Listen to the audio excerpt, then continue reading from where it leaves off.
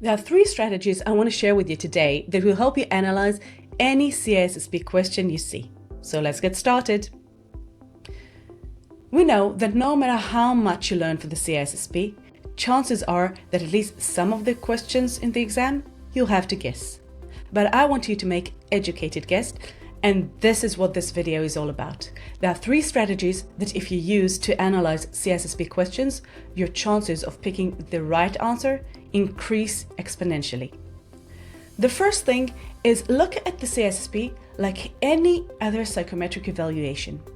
If you've ever taken the SATs or GMAT or any other psychometric evaluation, you're probably familiar with looking for things like keywords. What is the most, which is the least, what is the best, what might be, what can be, what must be. These words are super important. If something must be, so it's not something that is nice to have. If they ask us which is the best, the answer can never be all of the other questions, because if something is the best, you can't have 3 or 4 or 5 options that are the best. Only one is the best. So the first tactic is always look for those key wordings that will help you analyze what they're asking you. Do you have to choose multiple options? Are there contradictions between some of the answers and the question? These are things that the more you practice, the easier it is to identify them. And that's why practicing additional questions and trying to analyze as many questions as possible is key to successfully passing the CISSP. Strategy number 2. As I said, there is a lot of data in CISSP. You have to study a lot of new things, and while it is pertained to be a mile wide and an inch deep, at least for some of the domains, we go into 2, 3, maybe even 4 inches deep, and that's a lot of material to cover. One of the things that will help you analyze a question is to analyze which domain this question pertains to, and then analyze each and every single answer and make sure that it pertains to the same domain. If a specific answer relates to a different domain, you can cross that off, because we know that every question pertains to a specific domain. We know that you have to show proficiency level in all 8 domains to successfully pass the exam, meaning that a question cannot pertain to 2 or 3 or more domains. It has to pertain to a single domain. So if you have a question that pertains to asset security and one of the answers is about identity and access management, you can scratch that off. That is not the right answer. Tactic number 3, and that is probably the most useful tactic no matter what, because I know some of you are less familiar with psychometric wordings and some of you will not remember which domain is relevant for each and every single question.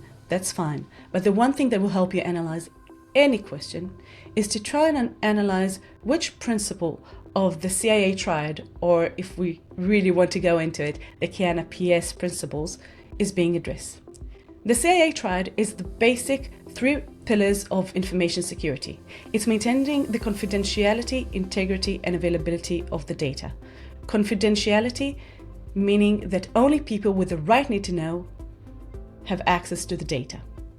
Integrity, making sure that the data is maintained in a truthful way, that no one has altered the data and we can trust it. Availability, well, if we have data and the data is secure and only people with the right need to know have access to it and no one has altered it, but I can't access it when I need it, it's basically useless. Now, those are the 3 pillars of cybersecurity.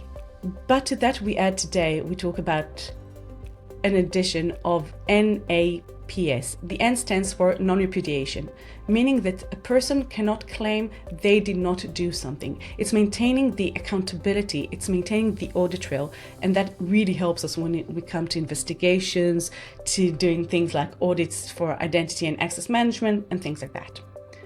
The next A is authenticity or authentication, making sure that the data that we have is authentic.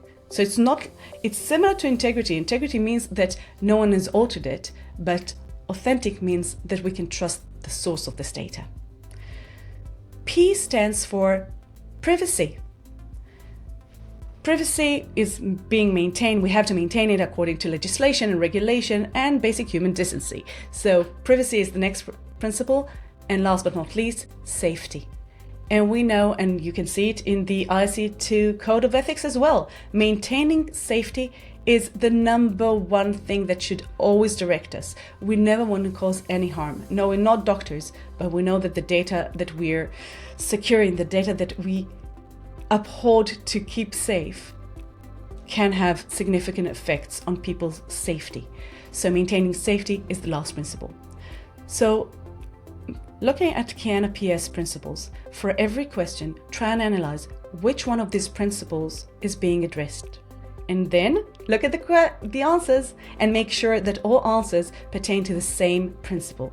Usually, some of the answers will not pertain to the same principle. And again, just like with the domain, we can cross those off. Those are not relevant. So I want to remind you of the 3 tips I gave you to analyze any CISSP question. Number 1, look for those key wordings, those psychometrics little tricks, best, least, most, things like that. Make sure that you actually understand those little differences. It makes a huge difference. Number 2, analyze each question and try to understand which domain this question relates to, and are the answers all pertain to the same domain. Those that do not, cross them off. Last but not least, review the CIANA-PS principles: confidentiality, integrity, availability, non-repudiation, authentication, privacy, and safety. Make sure that all the answers cover the same principle that is being asked for in the question, and those that do not, scratch them off. I hope that these 3 tips will help you analyze sample questions that you see, and obviously the actual CISSP questions during the exam.